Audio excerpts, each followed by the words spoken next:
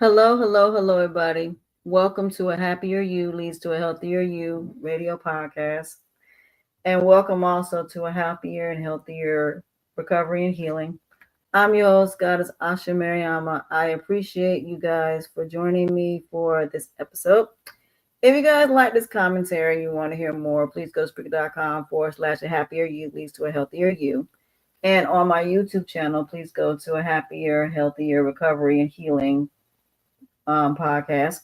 You can also hit the like, subscribe, and notification button to receive notifications of my videos. A little bit about me.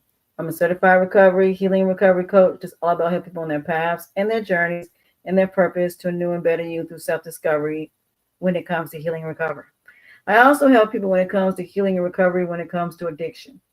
I'm all about helping people to find the root cause of what is causing not only your pain and suffering, but also your illnesses, diseases, getting to the root causes of what got you off the path as far as your health and wellness is concerned, internally and externally.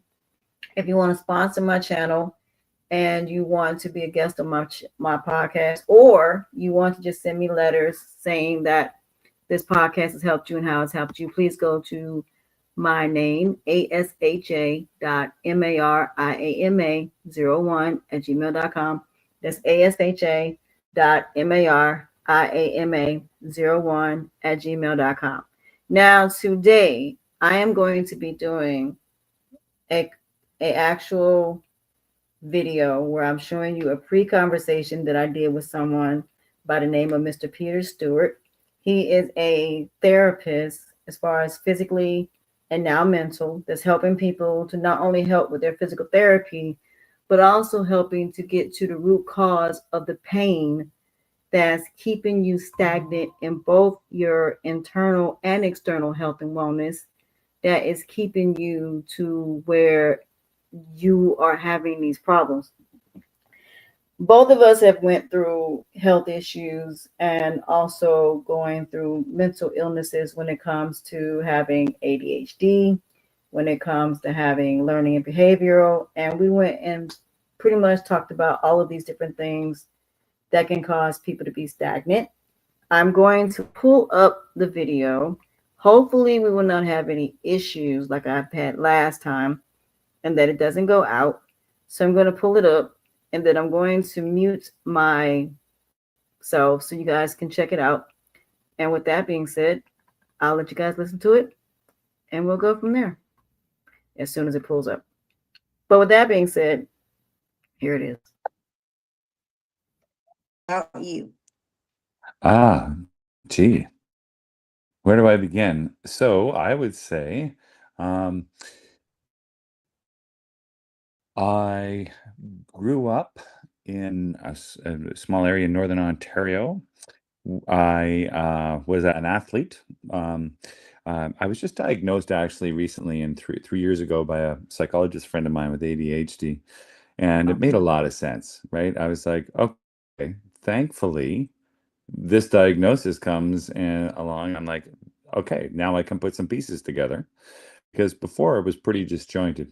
And over the last 3 years, I've really had a chance to reflect on how much anxiety I actually had as a kid and how much depression I went through. And I had no idea. Nobody called it anything. Not when I was growing up. So it was um, it was beautiful actually. And all of that taught from kindergarten all the way through high school was the same. And it was always doesn't apply himself enough, doesn't try hard enough, is lacking in this or that. And if I got assigned a book assignment, it was dreadful because I had to read each page 3 times. And I worked twice as hard or 3 times as hard as every other kid, and still didn't get the results because my brain just didn't function the way. And I had no idea. I just thought I wasn't measuring up. So I gravitated to sports, and I was quite good at the sports that I played. And then, lo and behold, one day, um, I start getting knee pain and don't know where it's coming from. And it gets worse, and I have to slow down. I'm not as quick as I used to be. I'm playing a sport at a national level, and now I'm looking at not being able to play anymore because I'm in so much pain, and nobody's been able to help me with it. So when you have the rug pulled out from underneath you on something that you attach yourself and your persona to that is helping you move through life. Okay, so I'm not a great student, and that gets taken away. Who am I? So I was sitting outside. Um, I have a wife and two daughters, and that's a story unto itself. Being in the world of women, but being raised with mainly men and boys. So, um, but I was sitting outside my back stairs one day in Calgary, Alberta, and I had just put the girls down for a nap. And I was sitting outside with a coffee in one hand and a cigarette in the other. And I looked at the cigarette and I went, "Wait a second, I don't smoke." And that's when it hit me how depressed I was. I was just covering. I was just doing, doing, doing. No thought for myself, for what I had been through. My identity was gone, and I was just trying to cover it up. That was when I was 31 years old. And Wow. I was stunned. It was like the walls just slowly closed. What happened? So that's how I started the journey of really trying to understand the human being. So I'm a therapist, and I became a massage therapist in 1993. I graduated from a college in Ontario, and it's a 2-year program. It's very extensive here in Canada, and I was thinking I'm just going to get into athletics, and I did that. I worked on a lot of athletes when I was in Calgary, professional athletes, amateur athletes. Um, but then got a chance to start working at this chronic pain clinic called Myosymmetries, run by a Dr. Stu Donaldson. God bless him; he's passed now, but what a visionary. He was a psychologist, not a medical doctor, and he married what's going on with the brain with what's going on with the body, and he was the one who taught me to see people as the whole person. You're treating everything about this person, you're not treating the symptoms. So it was his guidance that led me to become, to get into this light touch myofascial release that I've been doing for 27 years. And it was his influence that also taught me how to see people in a way that I never saw before. And so when people come in to see me for assessments, usually I get the chronic pain cases, and that's fine. It's an hour and a half, and I ask a lot of questions. I need to find out what you've been through, because if the body's a self-correcting mechanism, um, then what's happened to stop that in you. And most oftentimes people just say, well, how come no one's ever asked me these questions before? I Yeah. said, no one stopped to think about treating you as a person. You're the living history of everything that's ever traumatized you, mentally, emotionally, and physically. And it's in the tissue. It's physically in the fascia. And we are going to work through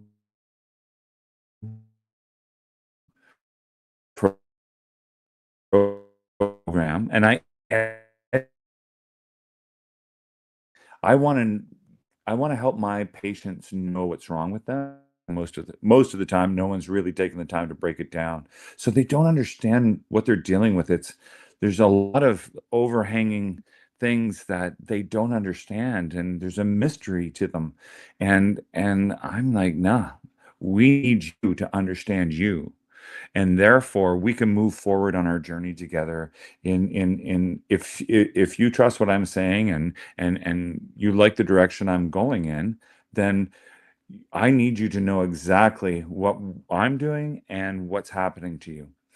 And so that's kind of how I shape my practice. And I've been doing this now for, like I said, working with chronic pain for 28 years, but effectively for 27, doing this light touch myofascial release, and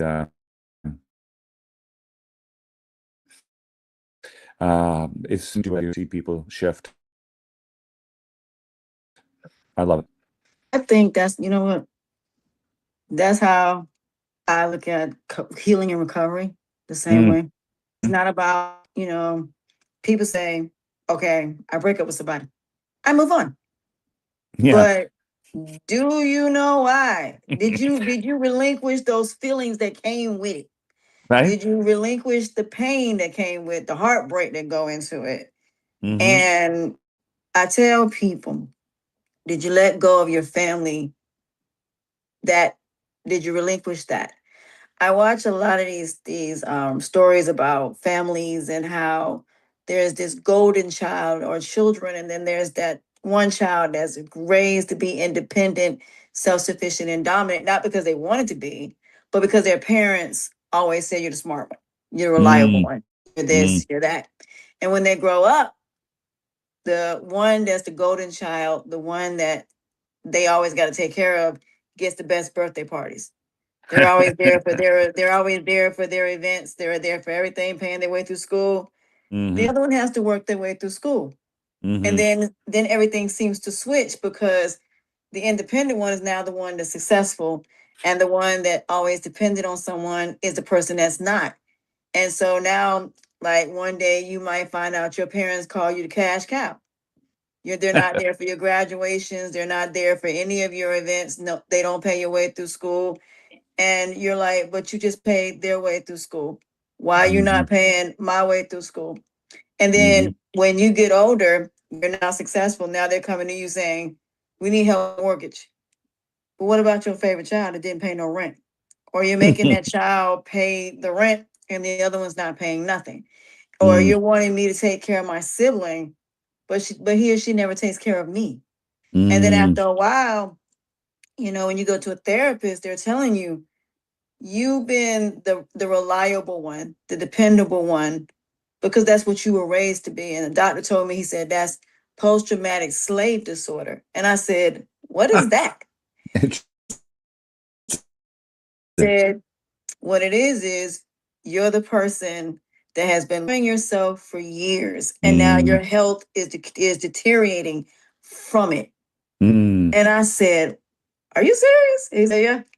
He said, you'd be amazed how many people suffer from being the one that's not allowed to cry, not allowed to feel. My feelings don't matter. And then you go looking for love in all the wrong places, and you're allowing these people that go from your family relationship to your friends, to your romantic relationships, to your jobs. And then, like for me, it wasn't so much the car accident that was so bad. It was in 2018. I was getting into the car. Just in 2016, they gave me some medicine that ended up almost unaliving me. And back of my neck by accident, got in the car because I was having a panic attack. I didn't know why. Get in the car, drive. I'm up here. And his daughter was like, well, your glasses are not right. Thought that was the problem. And then it happened again, because this happened and I had two accidents, not even 8 hours apart, multiple slips and falls. And I noticed, and then one day I started taking like ibuprofen and oxycodone, and I noticed that the pain would just move from the lower back, and now it's up here, and now it's affecting here. And I'm just like, pain just doesn't stop, does it? And so I started really paying attention to how the pain moves. And I'm literally feeling it move. And I was like, wow. So this is how pain does. And then I'm thinking, okay, let me try this mentally. So now I'm going through all of my past experiences, and I'm like, now it makes sense. Pain is not something that just is one thing. It's been multiple things that happen, whether it's emotional, mental, psychological, spiritual, financial, relationships, Social. social. Yeah, Yeah. all the levels. And that's where healthcare is going now with the new pain models. When I was at the last World Fascial Congress in 2021 in Montreal, I did a symposium the day before the conference started with some of the leading researchers on pain, and that kept coming up not only in that symposium but over the week uh, of people talking that the pain model has to change. It has to include every other aspect and element in somebody's life. And pain is so subjective. And I've been dealing with chronic pain for so long. And this is what I tell therapists. I said, when I'm teaching you these courses, you go apply it, and everybody's afraid of the word chronic pain, but I don't think there's anybody out there who doesn't have some sort of chronic situation. Yeah. And you also have to understand that most of us have been through PTSD several times. It's those of us who are the most unfortunate. My daughter would fall into this category, my youngest, of complex PTSD, and that's where things got real serious and hard. But at the same time, we are all dealing with things that we have, for whatever reason, just kind of pushed aside or shoved down and not talked about. And but when I look at a body or any one person, they're again the living history of everything that's ever happened to them traumatically, and it's showing up to me, and I can see it physically on the body. Yeah. So it is so many people are in that chronic boat because practitioners don't know enough about this, and I'm not gonna come down on anybody. It's just the medical community, chiropractic, physio, etc. Chronic pain isn't really taught, and No. and if it was, you'd want it taught from a perspective that is so open to the idea of what you just mentioned, that it's all elements that create somebody's situational pain, Hmm. and we tuck it away, and men do this really well, right? Yeah. Just shove it down. And because we're not allowed to see pain or feel hurt, and it's that's the biggest BS in healthcare, really. Ain't it Uh, though? oh yeah, yeah, and then but it comes out in some way. We know that, and it's going to come out in relationship. It's going to come out in attitude. It's going to come out in a lot of different ways, and Violence. violence. Women have their own issues with not being seen by the medical community. Of the many years that I've been doing this, and I was on a podcast earlier, which was more about men's health, and I was like, women have women have such a hard time being recognized by the medical community when they say they have complaints. They're not being listened to well. Like, because if you had a baby, then and you have complaints afterwards of pelvic floor dysfunction, et cetera, et cetera, that needs to be listened to and can be done. But this, oh well, you had a baby, so what are you going to do? Yeah. It's almost shameful. And there's a lot of guilt and shame involved, and it's like we need to take healthcare out of certain people's hands and be able to give back and educate to the public and say, listen, you are not what they say you are. You're this Hmm. beautiful, amazing person. You've got so much going for you, and yet we're refining you down to how you feel about your pain or what's happened to you, and that's your only story. Well, that's not your only story, but we, as a society, can keep you in it, and it's shameful. We need to move It people is. beyond it. It has to go beyond, and It is. that's what I'm trying to get out there. Yeah. I agree because, like I said, people ask me, why do you do these pre-conversations? Because when Mm, the convers I just did a conversation with Ty Gibson, and he talks about positive manifestation, mm, similar to what we're talking about. How mm-hmm, he went through diabetes, had to mm-hmm, get 2 kidney transplants and a pancreatic transplant, and how he overcame that. And like him and I were saying, when you have pain that you live with every day, you got to find some type of happiness, even though you know it's there. mm-hmm. You can't let it define you. And we have to every day, say I relinquish the pain every day, spiritually praying on it, continue looking for answers. Like I was admitted in the hospital and they told me nothing was wrong. The first thing they said, having yourself. Do you Why need to did go they go see? there? Because they kept saying they couldn't find anything. They couldn't find anything. And they said, Oh, maybe it's just in your head. Yeah, so right away that you you choose see that. a Oh my that you Lord. see a therapist. I was like, I can't walk, and you're telling me that it's in my head. Then I went 10 hours later, and they told me you have two bulging discs in your back, which is causing blood for not flowing through your body as it's supposed to be. Then they Yeah. told me that, my nerves were kind of like overstimulated because of my blood pressure. So I found more answers by on my own. And I was like, going through this holistic and things like that. And then when I started really letting go of everything here, Hmm. everything here started feeling better. And I even though, bet. yes, I do have chronic pain still, I was like, I was looking at something and I was looking at the food and I was looking at what's in Mm. our food in America. I'm looking at what in on med on Mayo Clinic, and I'm seeing side effects, heart attack, cancer, stroke.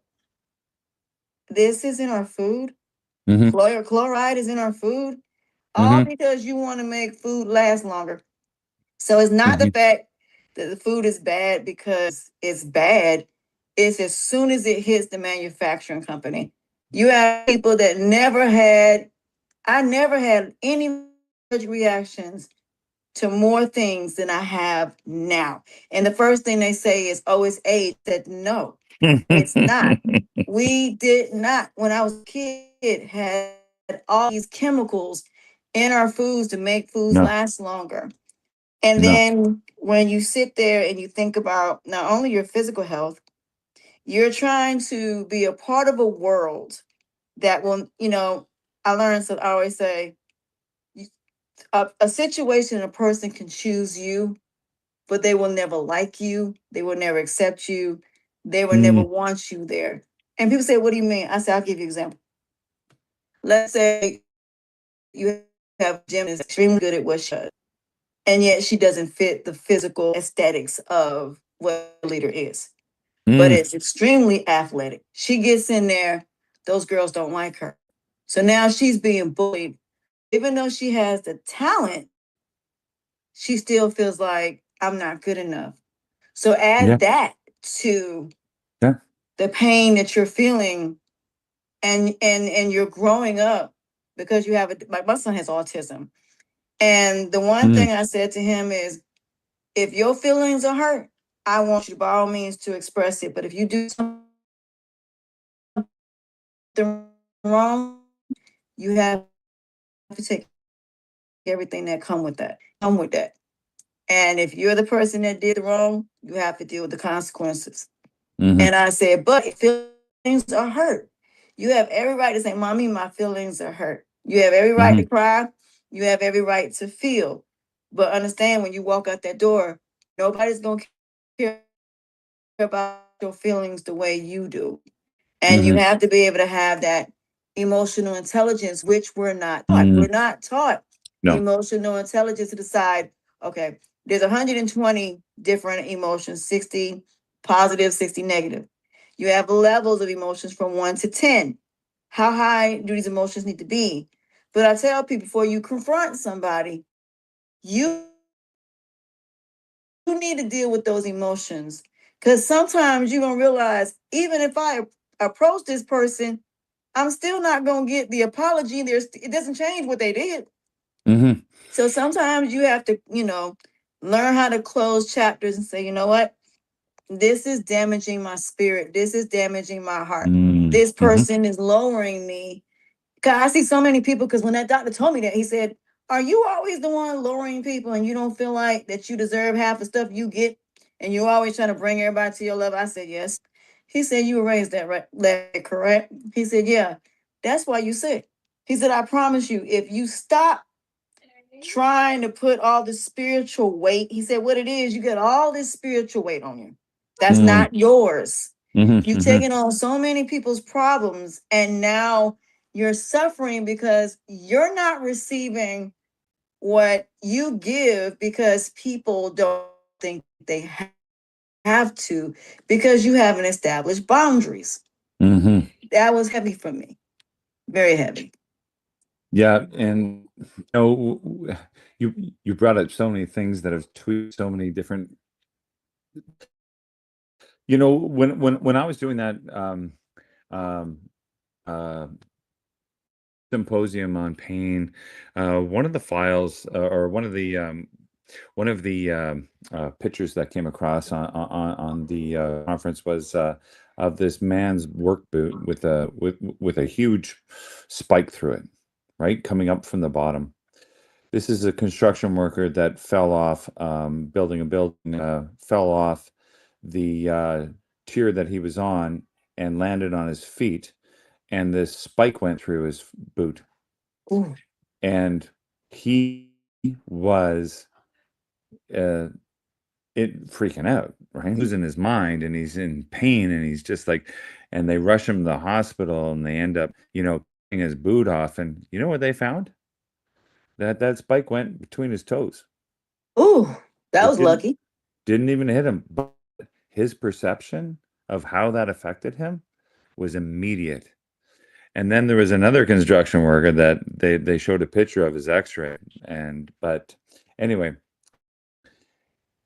he's using an air nailer, and he drops it, and it goes kapoof, and he doesn't know where it goes. And there are other people in this big room, and he's like, "Everybody, stop, drop, check yourself." Like, that could have gone through any of us. So everybody's looking. They disrobe to a certain point to see if there's any blood or anything, and no. A few days later, he's getting jaw pain bad enough that he decides, I need to see somebody about this. So he goes to the hospital, and they diagnose him. That nail went up through the inside of his jaw and nailed in here. And I was looking at the X-ray of that. He didn't register it because he didn't see it. How we perceive pain is massively different for everybody, and we have to include.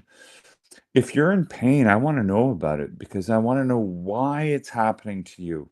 And I need to know what your background is and how you're dealing with it, your nutrition, your psychology, all of it, because I may not, people know me as the pain guy. I work on pain a lot and I have a lot of success, but I'm a link in somebody's chain. Like, you may come in for an assessment with me and I might go, wow. So I've asked you these questions and you have not dealt with childhood abuse or the alcohol you had growing up in the family or blah, blah, blah.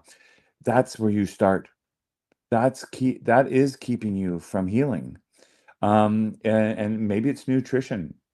I had a woman come into me one time and said, no, I eat pretty healthy. And, I don't drink like regular pop. I just drink, I drink about 6 liters of Diet Coke a day. What?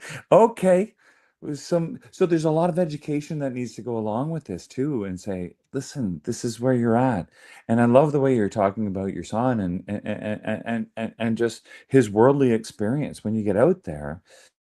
Yeah, no one's necessarily on your side, but the hurt you feel inside, like you were talking about relationships earlier, like you're doomed to repeat your relationship mistakes over and over and over until you stop and get what your piece is, because it's a two-way street and the universe is trying to show you, hey, you don't have to do this again if you just get the point that your boyfriend's an absolute ass and for whatever reason you're not getting it. But if you pick that up, you don't have to go and do that boyfriend experience the same way again.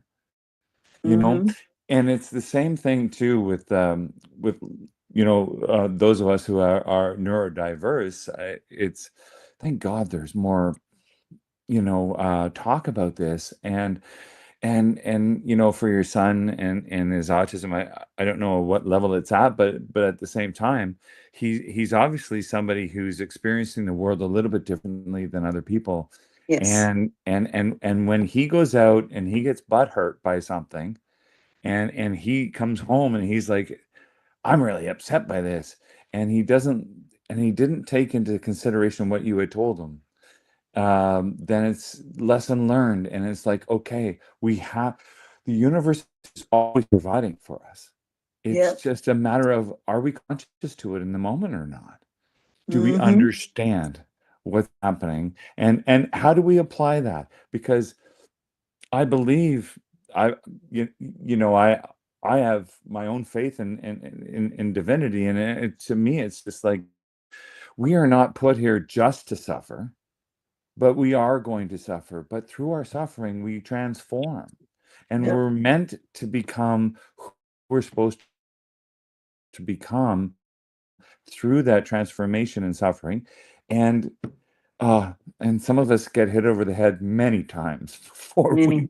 before we hear the call. And I want to reach out to people to say, listen, it's okay that you got hit over the head again and again. We are here for each other, and in that experience, well, some of us are. Um, you, you know what I mean? Like, Yes. I'm a sensitive being. I work with people in an intimate way, and it's it brings it At brings peace. with it, yeah. There's a reason I go home and I feel fulfilled by working with my patients all day. I am happy that I go to work, and I'm happy when I come home from work. And sometimes I'd be tired. There are some hard stories out there, and people go through a lot of stuff. But at the same time, that I know my piece in this world, and why all of the things that happened to me have led me to be who I am. And I'm good at what I do. I am. And I get excited I'm lit up by the fact that I can wake up in the morning and go, hey, I get to go to work and help people, right? Yep. Right. Yep. So that's it. Whether I'm in pain or not doesn't matter. That's my own journey.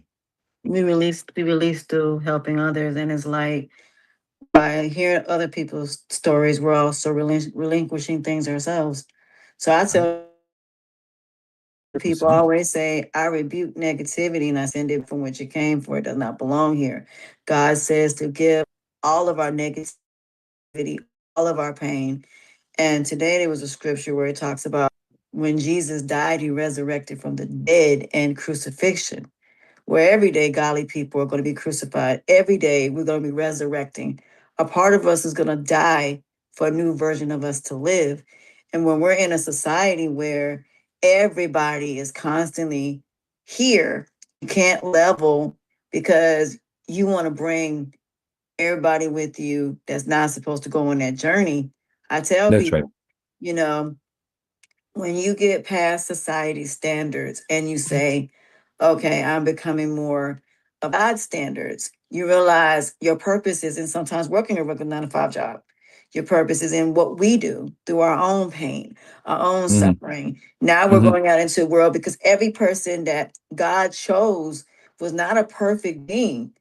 They Mm-mm. went through their own trials and tribulations and their own negativity. And God said, I choose you. Jesus said, Hmm. I chose these 12 disciples. None of them were perfect, but they were chosen. And their destiny changed because they were chosen. And even though Moses said, are you sure you want to choose me? Job said, why is this happening to me? Why am I Right. losing everything? I did everything Right. right. Why is always happening to Job's me? story is a classic chronic pain story, right? Yes, it is. It Right, right. is. Yeah. Yeah. And I agree with you. To me, this has been a journey. My journey has been about I've always been on the spiritual finding, I grew up a heavy Catholic, in that whole atmosphere. Went to Catholic school all my life, boys' school with the uniform and everything, right? And the indoctrination of the ideas of how this was going to work. But what I found was the freedom of the divine is it works.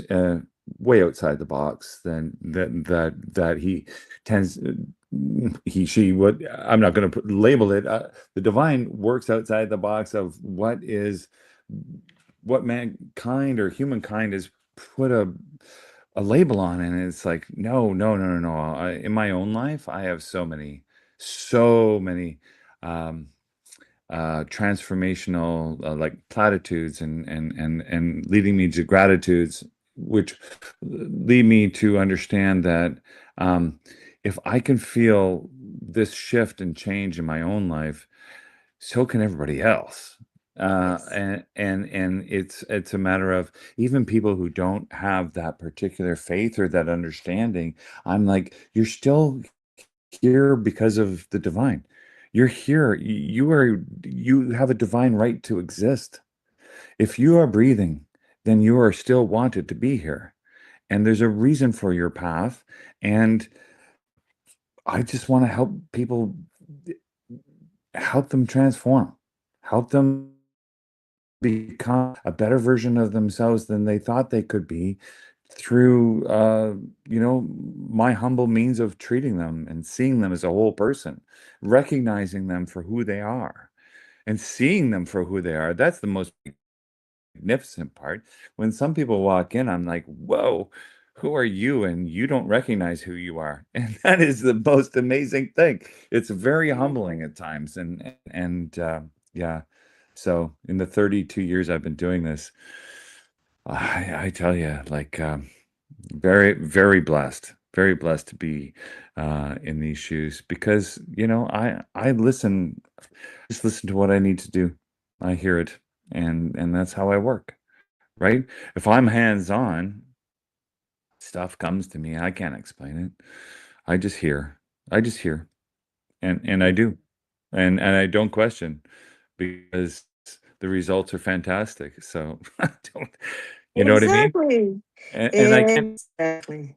And I can't talk about this in my seminar courses the same way that I can talk to you about it. Like, if we're on a podcast where we're talking about this stuff, that's awesome. I'd love to be able to. I don't have that many people I can talk to about this as in a community, but um, certainly what I get across to the therapist is that you need to open yourself up to the intuitive. You need to allow for hearing what goes beyond what you learned, and when you put your hands on somebody, be open to the possibility that you will feel more than you've ever felt before. You Hmm. will hear more than you've ever felt before. And know that just shut that left brain off, shut it off that says that critical mind that keeps gnawing at you saying, I can't, this is dumb, I don't get it, this whatever it is for you, just shut it off, breathe. Because inspiration, in spirit ion, right? Like, just allow the breath to move through you, and you will be shown, right? Intuitively, you're going to feel it, and it's going to be lovely. And basically, that's how I've based my life on my work. Yep. And that's how I base myself on my life. My inner peace is non-negotiable. Regardless of what you say, I don't care. I'm I like, love that. hey, do you feel better now that you said all of that? Okay, now that you said Mhm. that, go now. You don't have Yeah, anything to say? yeah. Nope. And they be like, why? I said, because regardless of what I say to you, you already have your mind set on how you see me. You already have your mind on what you think about me. I could Hmm, pull hmm. receipts. I could put my hands on you because yeah, I could do so many things. But as God said, because I'm a godly person, it would be worse on me because I know better. And my peace and my Mm, tranquility is non negotiable. And because it's non negotiable, I just choose to walk away from you. And unless you put your hands on me, there's nothing you can say that negatively that brings value to me. But I do appreciate your truth and I do appreciate your, what you think about me. But if everybody bases me on you, hmm, who don't know my story, hmm. Right? you're judging me and you never had a conversation with me. You're trying to expose me, but you don't even know what the purpose is. Everybody in my life, I've repented for my wrongs. I have made amends to those who I have wronged. and I Mhm. ask for forgiveness for my sins. So Mm. the fact that you're bringing it up 20 years later, when I have no one that I've harmed, because everybody who I've done something to, whether it's something just as simple as said something negative and that was wrong, I've Mm. made amends for. Mm. So I have nothing to feel guilty about. I have Mm. nothing to be ashamed of because Mhm. God has forgiven me for it. And Mm. when I go to judgment day, you will not be there with me when I go. And God's wrath is worse than yours. So the higher power, regardless of what you want to call it, his wrath is worse than yours. So your wrath is nothing compared to what the higher power does. And so that I have my peace and tranquility is not based on that. Because Mhm. getting upset with you means that I care about what you think and I don't, honestly. The minute you said something negative, I didn't care after that. So you've made yourself clear. You're not the one I'm supposed to be around with. And if everybody named mama believes you, then you just relinquished a bunch of negativity that could have been wolves in sheep's clothing, boy and girl that cry wolf, sirens, vampires, and snakes in my life that I've been build-a-bears, people pleaser, and seat fillers for, lowering myself for, trying to explain myself to these people. And it still wouldn't change nothing. So you just pretty much exposed and took with you all the people that would have done damage in my life. So I thank you for that.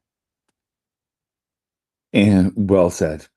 And it reminds me of a quote from the movie Mulan, the cartoon. My kids and I always enjoy watching that. And the Emperor of China just said, "No matter how hard the wind blows, it cannot move the mountain." Mm-hmm.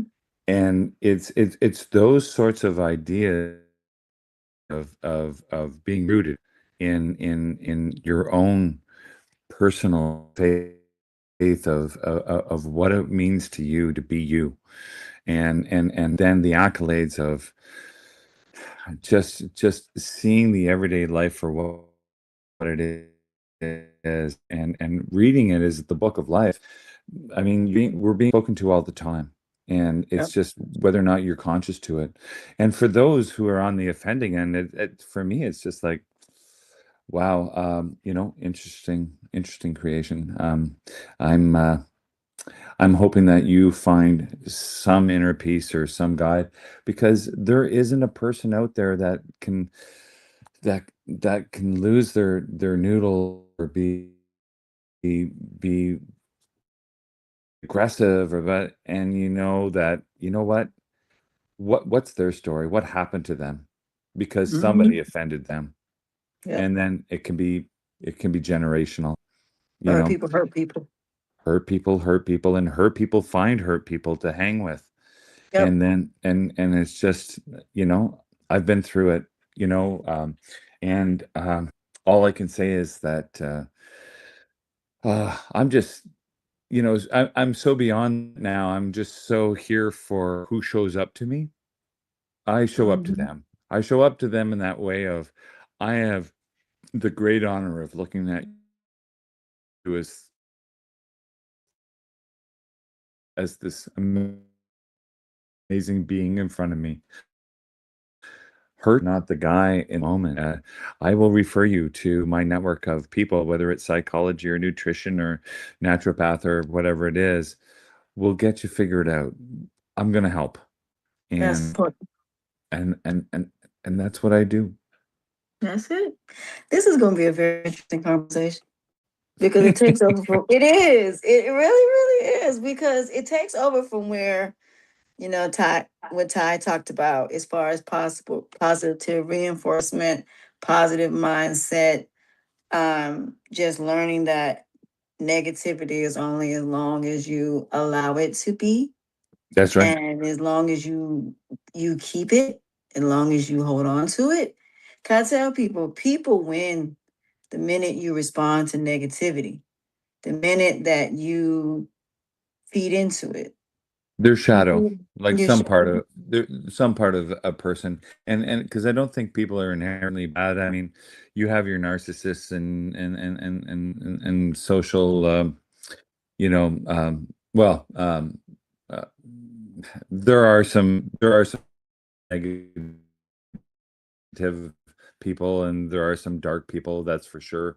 But most people are just suffering from a misunderstanding of who they are and how they've dealt with the world and how their parents have dealt with them, how the authorities have dealt with them. And when I tell my therapists, I would do this workshop. I haven't done it in a few years because I need a new venue, but I've run a workshop called the Intuitive Therapist. And what we spend time on is breath and grounding and really centering in on who you are and your why. Why are you even showing up here? What is the strength behind that? And I said, a lot of therapists will say, well, I took on something from my client today and I'm feeling rather, upset by that or whatnot. And like, you don't take something on. That's Mhm. not how it works. You mentioned it earlier. It's that you vibrate at a certain frequency. But if you lower your frequency down to the same frequency as the dark little cloud that came in, Mhm. yeah, then you got a problem. And you didn't take anything on per se, but you Yeah. lowered yourself to the frequency of somebody else's low frequency, and now you're exhausted.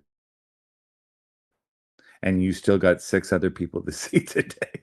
So, Yes. right? So Yeah. it's like, how do we breathe, work, ground, and connect with what we need to as our source to be solid throughout the day? And intention is a big part of what I do.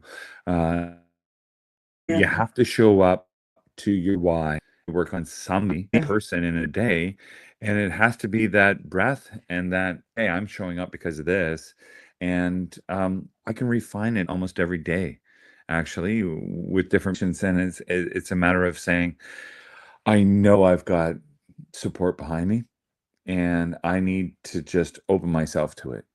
That's And what's and important. and spirit is present, right? Yeah. And that's why I hear things the way I do. I hear stuff that I need to work on. We call it intuition, and it Yeah. is, but we're just opening ourselves up to the way the universe is responding to us and the way the spirit is calling us to say, "Oh, look at their shoulder," right? And it's like, "Oh, thank you. Okay." Mhm. And breathing through and working through that and going, "Hey, what's happening here? Oh, that's something that, you know," and they'll say something about their shoulder that happened to them when they were like 12 playing hockey and it jammed into the boards one day when they fell on the ice, and it's never been the same since. And it's Yes. like, there we go. Okay, so let's let's deal with you as a peaceful, beautiful human being, and I Mhm. want to see all of you. And Yeah. if you're going to allow me in, we're going to do some really lovely work.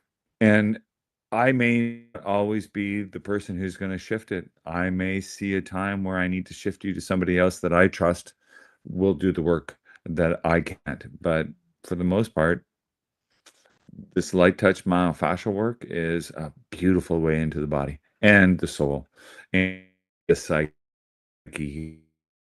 Just just a human, just opening up to being a human being. And just being who you are, because we've been conditioned to be everybody else except ourselves. And when I started, like when the doctor told me that, Yeah. when I started finding and letting go, I found, I was like, coaching found me. The funny thing is, all of the things that were ever supposed to be you, you were never supposed to search for. It was Mm-mm. supposed to find you. And ever since that day, everything has found me. And when I started doing this, I never imagined that I would have people like you and Stacy and so many people on this platform. But here we are, all because God was like, I'm going to pull you in isolation for a little bit. We're going to put you through this hibernation. We're going to put you through this cocoon stage. Mhm. And this is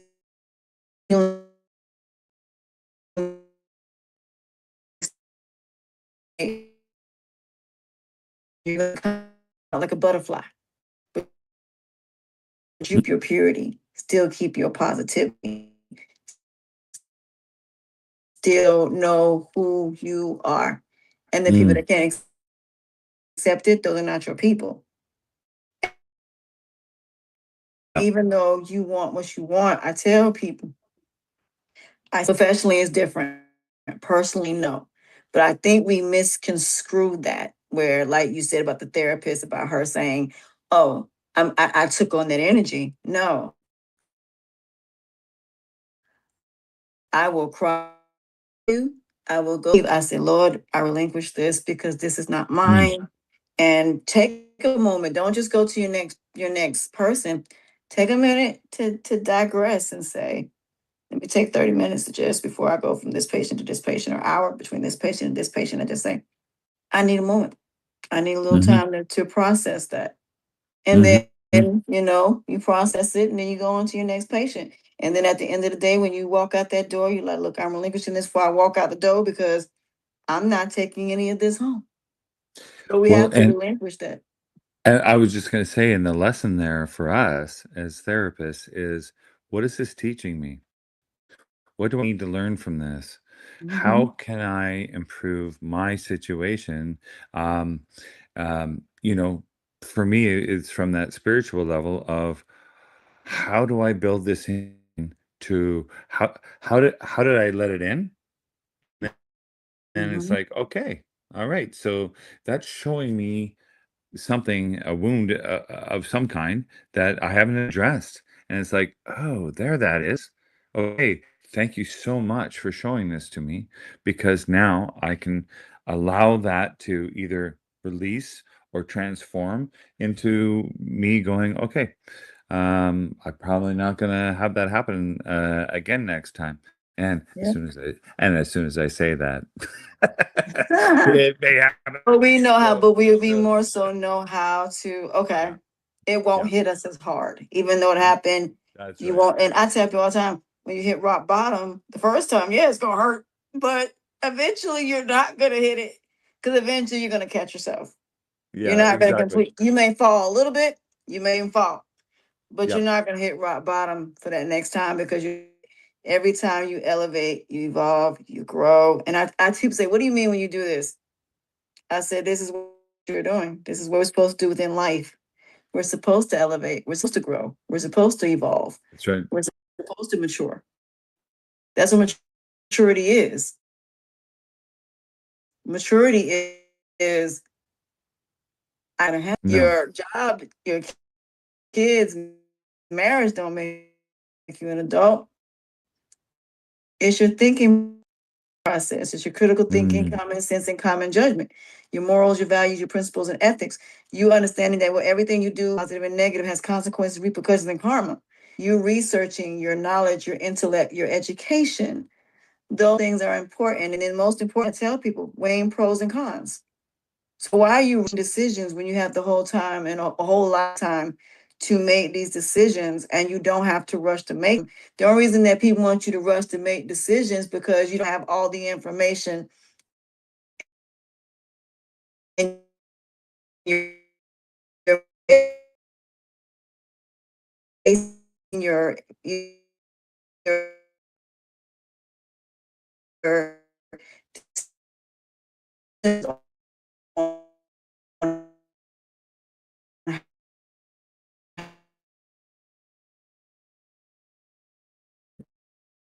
just in general, Mm.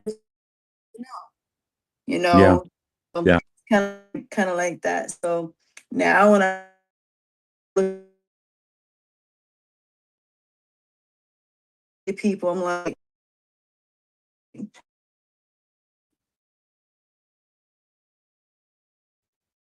okay,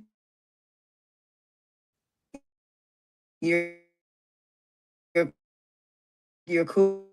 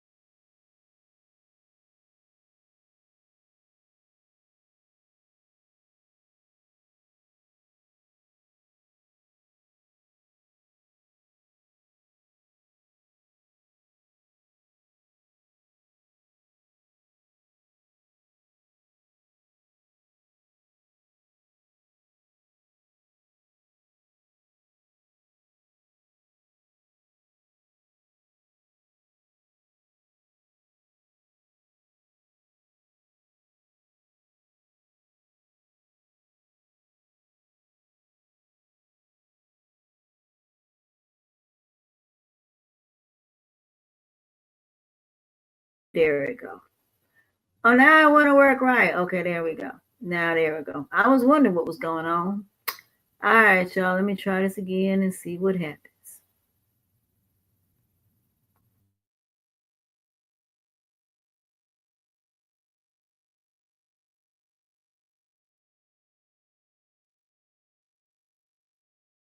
Internet. Um, because the internet's been messing up off and on. So what I'm gonna do is I'm gonna go ahead and end it here, and that'll be it on that. Because some reason it's not working. But I thank you guys for joining me for this episode.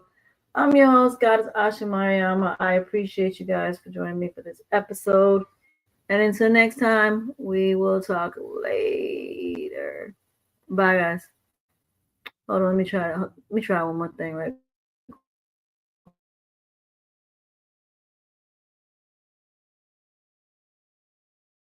quick.